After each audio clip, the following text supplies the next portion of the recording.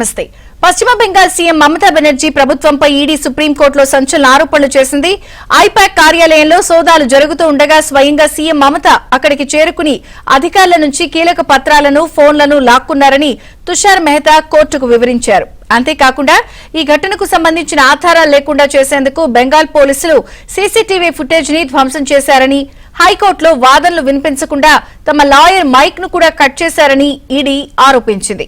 ఒక ప్రణాళిక ప్రకారం బస్సుల్లో జనాలను తరలించి కోల్కతా హైకోర్టు వద్ద గందరగోళం సృష్టించారని ఈడీ ధర్మాసనానికి తెలిపింది.